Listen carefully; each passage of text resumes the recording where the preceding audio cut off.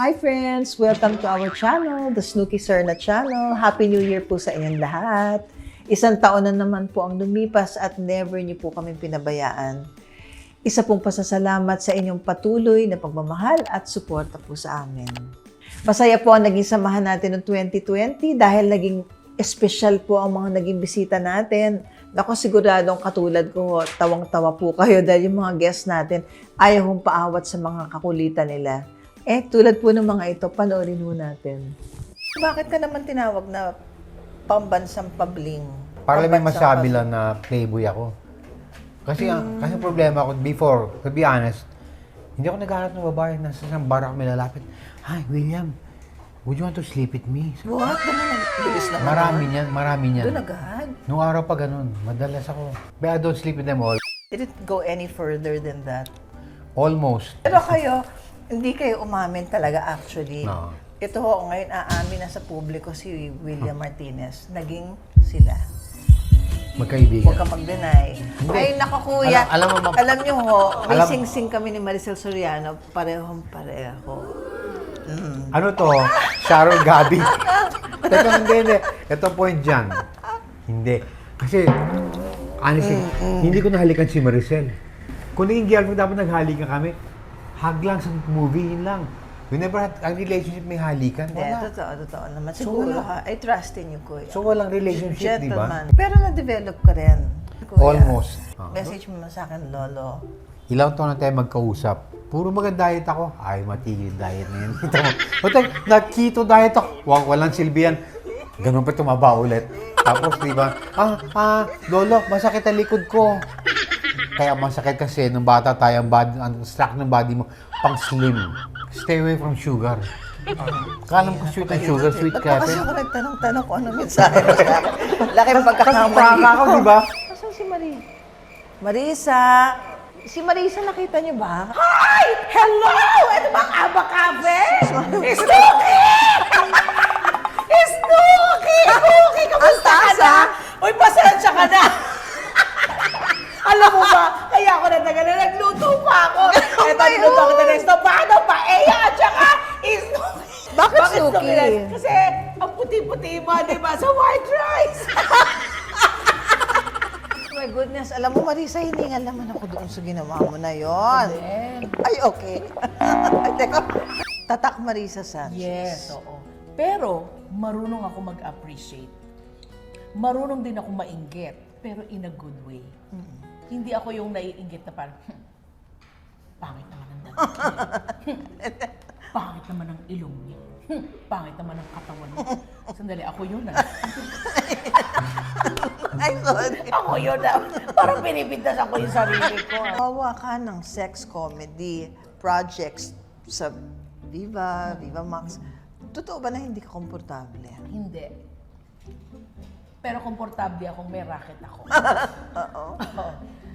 Bakit hindi ako komportable? Kasi, yun nga kasi, I'm a Christian first before I'm an actor. Amen. Yun. Tapos may anak ka, syempre, di ba? Alam nga namang sabihin mo, uy, panoorin niyo po ang karanasan sa sagingan. Di ba? Ang hirap naman nun, di ba? Nandyan po ako, di ba? Si Mami tumatawa. Naiiyak si tita yan sa nakakatawa. Pinasok ko siya sa luggage, no? Hindi, ganito yung story niya. Teka muna, May teka mga muna. ganun din. Yung Hindi ko lulukohin alam mo kung siya. sino yung aalis nun. Sabi niya, ate, sama ka kaya sa akin? Pasya ka kaya dyan sa maleta? Ako naman si Gaga, pumasok naman ako. Sige, tingnan mo nga kung kasya ako. Tapos sinara niya, tapos inangat niyang gano'n, tapos ginanon niya yung maleta. Galit ako sa kanya talaga. Ate, I keep forgetting how Very good you gracious are. naman. How sikat you were. Talagang, Up to now. Sikat pa rin, pero talagang all the movies she has done. Hey, how true na lapitin ka sa mga boys? Oo nga eh. Parang hindi ko rin alam bakit. Bakit ang gusto type mo ba? Sige. Seryoso ha. Siyempre masarap eh. Like ito oh. Na. Lamijod. Lamijod kay... Ang difference kasi, pag medyo may edad na, hindi na masyadong matamis yun. Parang iba na lasa nun. Ay, ano pa? Oo, parang may mga tama na yung mga organs nun. Kadire. So pag ano kasi, pag bata, fresh, mabango, matamis. Oo, kahit bagong gising. Pero siyempre, masarap talaga. Na-try ko rin may mga bulok-bulok, pero pera-pera naman yun. Kaya, buti na lang may pera na ako, kaya ayoko na ng bulok. Sa tingin mo dadating yung araw na yun na makikita mo rin yung si Mr. Right. Positive ka naman doon. Hopeful ka. Parang hindi ko na nakikita.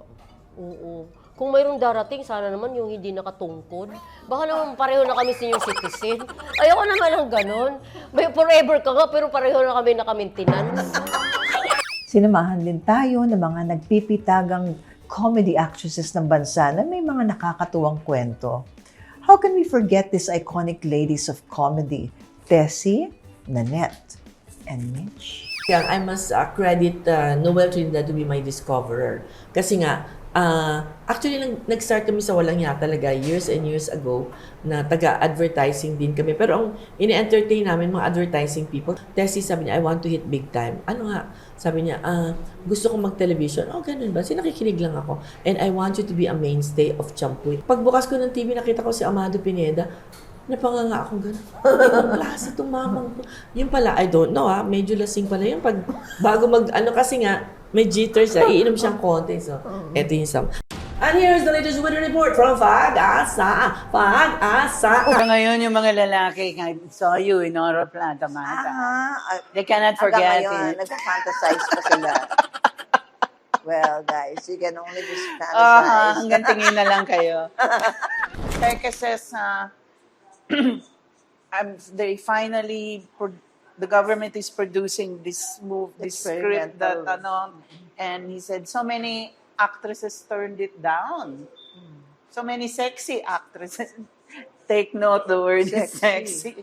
So many sexy actresses turned it down because of the nude river waterfall scene. He said it will be in a waterfall, there will be plenty water, and then nothing will be seen. Didn't happen. Everything was seen. When it was showing, it was only supposed to be for experimental cinema. Binili ng Regal. So yung mga pictures ko na nude, nandun sa Quiapo, sa mga cigarette stands, yung mga ganun. Sabi ko, I have made it. Pag signature song mo, alam mo na. Like Salamat Musika. Nasa abroad pa ako nito, pahiyang-pahiya ako, pero hindi naman nila alam. O sige. Pagdating na doon sa Salamat, salamat musika, lahat ng panahon, maaasahan ka. Salamat, salamat musika, la la la la la, la la la la la, salamat musika. Tapos sabi ko nga sa sarili ko, gusto ko nang pumunta sa banyo noon eh. Talaga, ang unang umaatake sa akin is analytic. Very analytic. Kung may funny ladies, may divas din tayo. Diva to diva. That's Pops, Koo, and Shasha. Pinag-aaway kayo ni Sharon Cuneta. Malayo na segue. Hindi kasi pareho Nagulat naman ako doon. Di ba? Pareho kasi kayong sikat. At that time, Ang level is talagang Sharon Tops. kasi nga Sa sinasabi pagpapagiging nila, concert queen. yeah, or sinasabi kasi nila, we went to the same school. Oh, yes. Of course, That too. the same discoverer pretty much. And no? the same Si- background. Same background, same village, everything. Yeah. And back then, hindi kami naging close. Actually, ngayon, nag-uusap kami, no? Hindi kami naging close. Maybe in a way, kasi nung araw, mahiyain kasi talaga ako. Hindi sa deadma ko or hindi sa naniwala ako dun sa rivalry. It's just that I didn't also know how to approach her. And she knows this. I'm super mahiyain. Sharon is really more the extrovert. And I'm quite the exact opposite. Never ko, pinramis ko sa sarili ko na never kong sisiraan si Martin sa mga anak ko. As a matter of fact, my kids, till later on in life, never really knew what happened. I think they figured it out on their own. I didn't have to make kwento. Why did I do that? Because my mom also never said anything bad about my dad. So I figured, I think I have to do the same. One of the reasons nagbago talaga yung at nakapag-decide talaga ako na maging okay na ako at maging friends na rin kami is when I saw Santino, his son naman. So when I saw Santino, he was just a little boy then. I think he was 7, 8 years old, if I'm not mistaken. My heart melted and I said, oh, dapat ang mga bata hindi kasali sa samaan ng loob at sa away. Where we now? Mas ko, ang ganda naman. Thank you so It's much. so nice that you came to Hacienda. Thank you for having us. Thank you for obliging. Of course. Napakaganda ng hacienda, Isabel. Ay nako, pinagyayabang namin ito kasi 24 years na to, work in progress. Alam mo, I don't know what came over me. Pero all Tagalog naman yan na album from Cecil. Yung sinasabi mo na perfectionist, narinig ko sa radyo. Sabi ko, hindi ko type yung pagkakanta ko nito. Alam mo, tinawagan ko yung radio station. Huwag mo patugtugin. Tinigil! Ate Ko, we'll talk about your beautiful daughter. And how is your relationship with Isabella? I would say, just like Hacienda Isabella, work in progress. Talagang our relationship is changing for the better. We went through storms in our life when I got separated from my husband. Si Isabella suffered a lot. Ako kasi survivor ako eh. But Isabella did not fully understand what was going on. Sabi niya, hindi ko na matake. She was diagnosed with the bipolar disorder. In the beginning, I did not understand all of that. Did you ever blame yourself for that? Alam mo, blame doesn't go anywhere eh. Di ba But, yan din ang you know, nakalaban? opening the Bible, the Holy Word, it's really an instruction book of God. It's really for a better life. It transforms our mind. Na-offend ka ba o natutuwa ka na may mga, how do you feel about it na may mga nag-impersonate sa'yo? Ako nakakatuwa. But my father asked me a question. Sabi niya, siya, bakit nanginginig yung bibig pagka mga ganun? Hindi naman nanginginig yung bibig mo pag kumakanta ka kasi literal niya talagang... Alam mo, sorry sabi siya, ko, natawa ko kasi may nakita ako. marami talaga.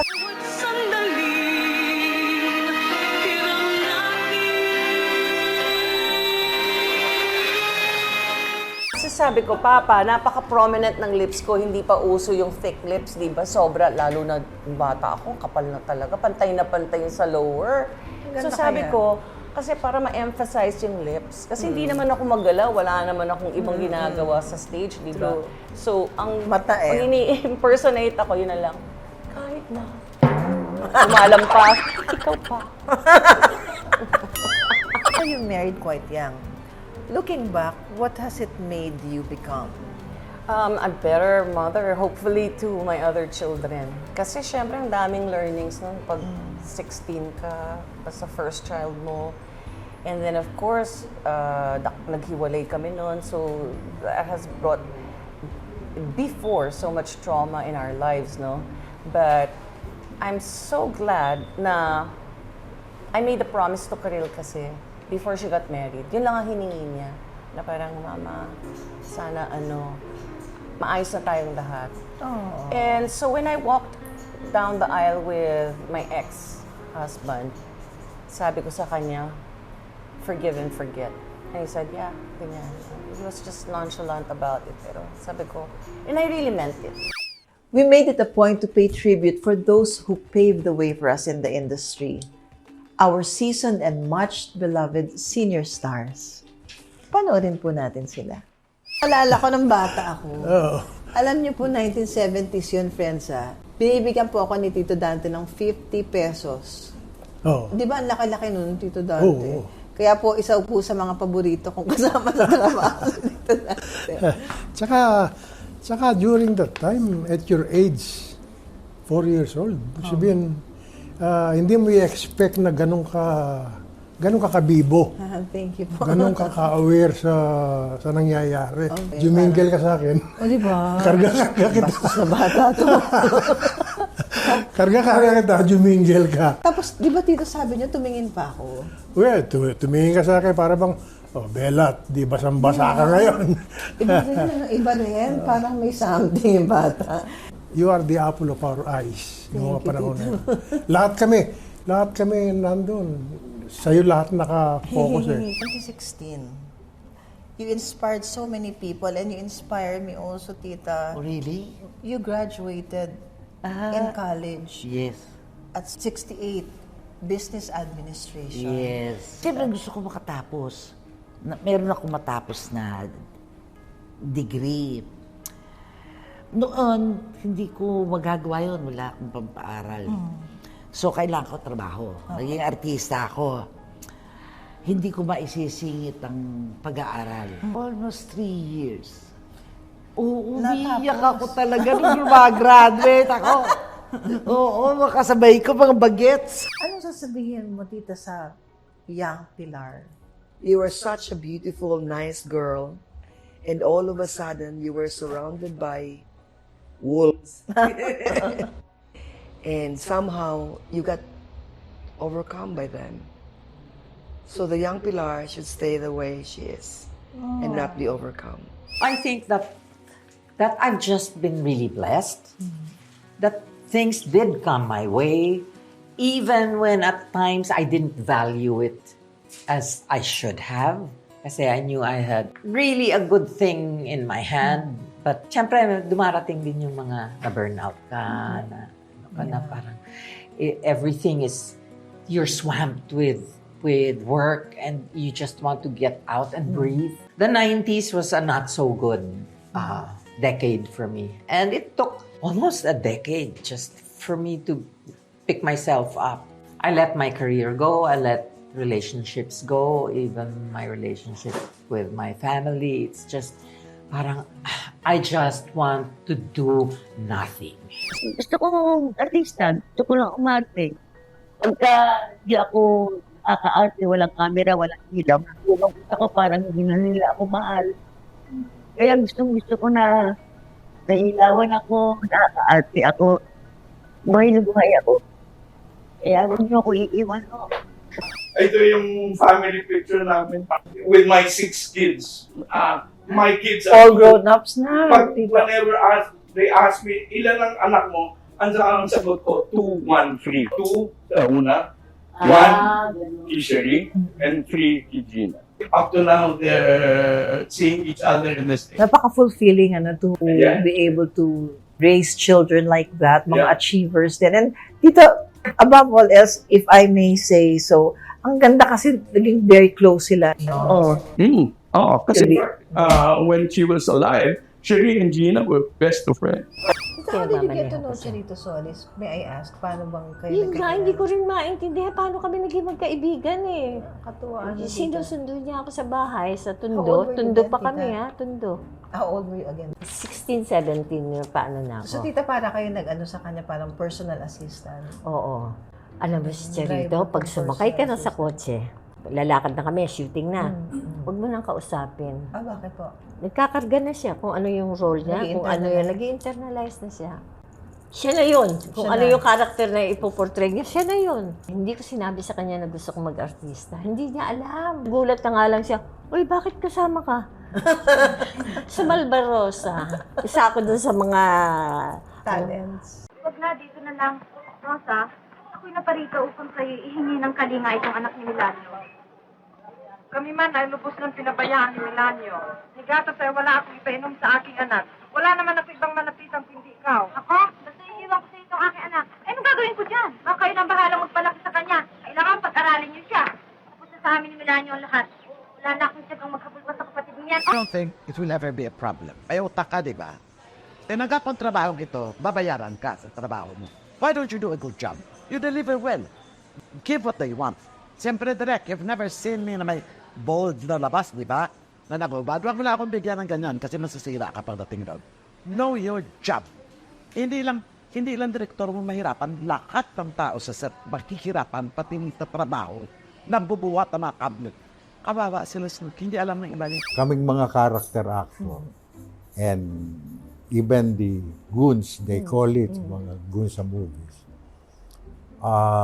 Pagka yung wala kang ginagawang pelikula, mukhang sumisikip ang mundo, mukhang may kailangan ka, may gusto kang bilhin, hindi mo mabili. So I saw to it, sabi ko, why don't you do something else? You know, para hindi ka naman Umaasa lang, putting your eggs hindi in ka one basket. 100% na umaasa sa pelikula, which is the movies you can really count on it. Meron akong gustong ligawan. Meron akong gustong pagsabihan na, ganda mo naman. Pero maaga ako nag-asawa. Paano ba yun? I got married when I was 22. Even before I had so much movies, I was already married. I got married 1969.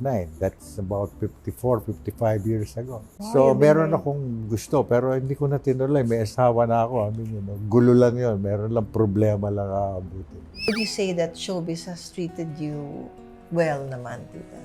Yes, I think so. Although may mga times na, they'd forget to put your name as a guest artist. Minsan, sinasabi ko, parang hindi na alam kasi ng mga younger generation, yung mga staff. So I would say nga, dapat ine-educate nila para naman, sometimes like we have tents, di ba, pag shooting. Minsan ilalagay ka doon sa kasama ng mga makeup, so people go in and out. Correct. And then you cannot rest. All these little things na sana naman they give me more respect. Yeah, a little more respect sa mga Totoo, actors tita. na katulad ko. Siyempre, we also have moments that we share our emotions. I'm sure maaantig din ang puso ninyo dito. It was hard kasi every month, kapag magkakaroon ako, umiiyak ako. Tapos bumababa ako ng kwarto kasi ayokong yung mararamdaman ng asawa ko, di ba? But, at that moment, nahiya ako sa Diyos. Tapos ako, Lord, sorry. Ako kasi, I mean, some people have bigger problems.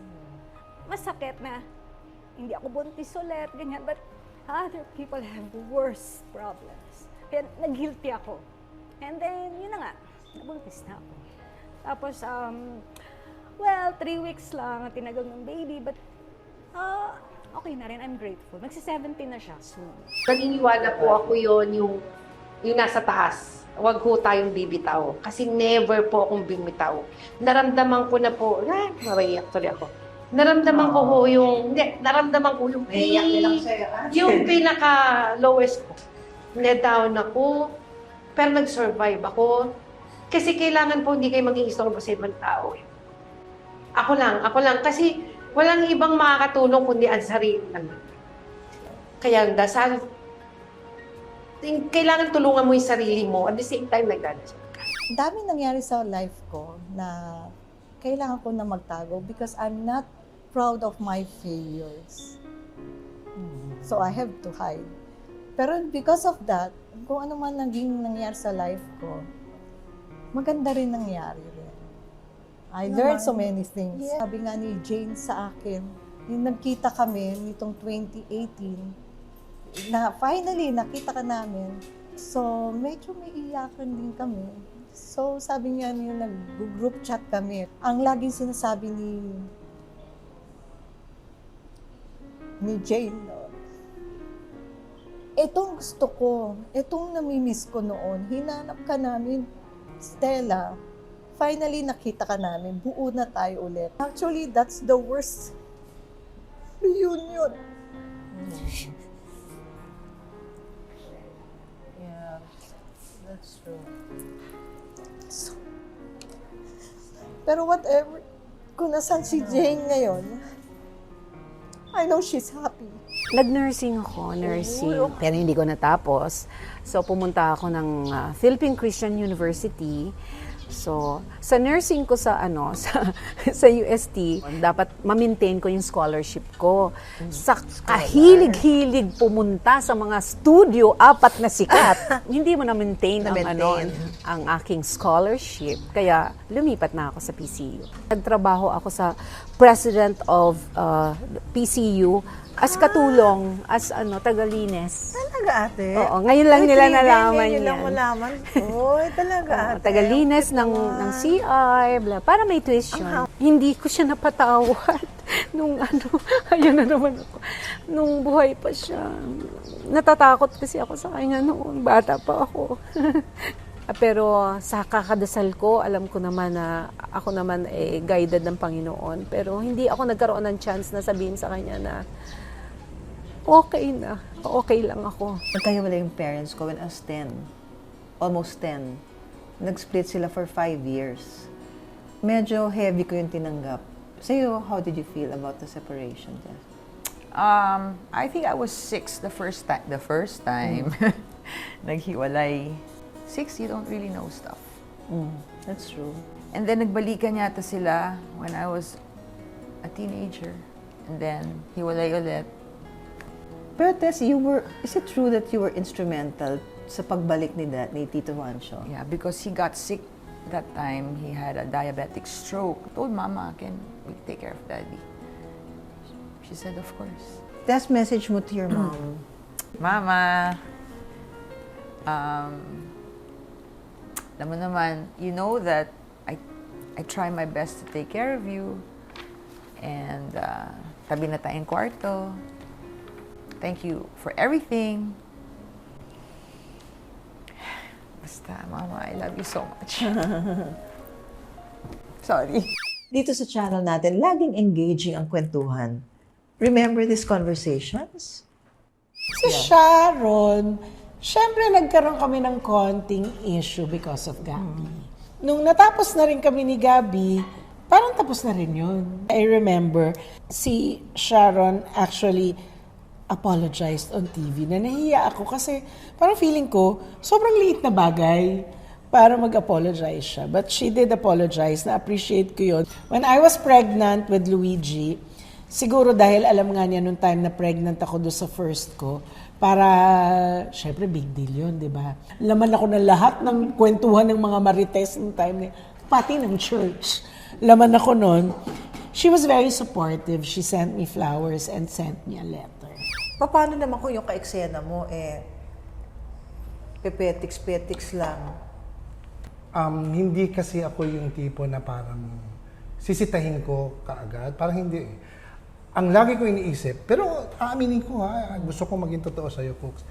Umiinit yung ulo ko sa loob ko. Kasi parang I give so much respect for this craft. I prepare for this kahit papano, hindi ba inaalam ko. Tapos wag mong wag mong gawing biro ito. Ngayon, o kaya wag kang umarte ng hindi tama. There was a time I thought it was just okay. Because Ricky and I were not okay na, but we were still living in the same house for a while. And we thought that at the time it was the best setup because parang we could be there together for the children. But it came to a point na it couldn't be na. One of my children, si Ricky May, parang she just had an outburst that day and she said, Mom, Dad, you can't be together anymore. She really verbally, she really said that. Hindi na pwede. We're in a gray area. You're going back to the trail of being good friends again. Diba? I'm happy for you. Yeah, ako rin naman. Sabi ko And nga, for Ricky. yeah, sabi ko nga, I mean, there's a reason, diba? And whatever God has for him, for us, whatever the ending is, whether we're back together or we're not back together anymore, then siguro yun lang talaga yung Tigay, maybe you're not aware. I'm forever grateful because of you. My career hit a trajectory because of the movies we made. Ani Batumbakal talagang put me on the Philippine showbiz map. And then we did 7 movies together. Bukod sa the trilogy, Ani B, Bongga Kaday, and Rock and Roll. Ano naman ang importante sa flamenco? It's the poise. Oo, tsaka hindi ka ngingiti. Cadence. Mataray ka. Do not NFR. No facial reaction. Taas lang ng kilay. At the chicks, paano ka paturo nga ng mga few hand gestures ng flamenco? Pwede ka mag-clap na ganyan. Diyan ang clap. Ganyan rin. Tapos ganyan, nakaside. Tapos pwede kang gumanon. 1. Kita mo naman, may sound system. May sound system. Tapos twirl, twirl, twirl, twirl, twirl. Tapos ganyan. Kabila. Inside, out, inside, twirl, twirl. Papadaanin mo dyan sa face mo. Yan. Tapos chin up. Tawa ng tawa si Direk. Mamaya gaganyan-ganyan ka. Tapos dalawang kamay, nakaganong kakuki yan. O twirl, twirl, chin up, ganyan. Chin up, yan. Taas mo pa ng konti, stretch, yan. O tapos twirl, twirl, arch back, twirl, inside out, figure 8, and pause. Yan. Na-experience mo ba yung ligawin ka mo sa mga boys? Kapit ba? Abati nga bakla, naligawan ako. Nung nabasted ko, tapos nagkaroon ng Santa Cruz ng bakla, sabi ko parang si Victor ito. Naging Victoria na, tapos hindi makakaway sa akin. I truly enjoyed Tonight with Dick and Carmi. Ang sarap-sarap suotan ng sexing payat na may, na parang ang tawag nila sa akin, Barbie doll. You are. Yun. So, I love that, yung time ng Tonight with Dick and Carmi. Sabi ko nga, sana it's never ending because I was young, I was fresh, I was so popular. Kaya lang lumaki yung ulo ko that time. Scorpionize kasi pinreprod na namin ni Peke, no? Ako rin ang production manager noon. December 1984, si Peke had a massive heart attack. Nung nagre-recover na siya ng konti, ayaw siyang i-discharge ng St. Luke's, ng doktor niya. Tumakas kami actually, sa ER kami nagdaan eh. Para sa first shooting day ng Scorpio. Mga rebelde talaga kayo, di ba? Tapos ginawa namin yung Scorpio, hirap si Peke noon dahil nakatungkod siya, lagi siya nakahiga. After that, sabi niya, mahihirapan ako mag-direct mag-isa. So he started scouting for a possible partner.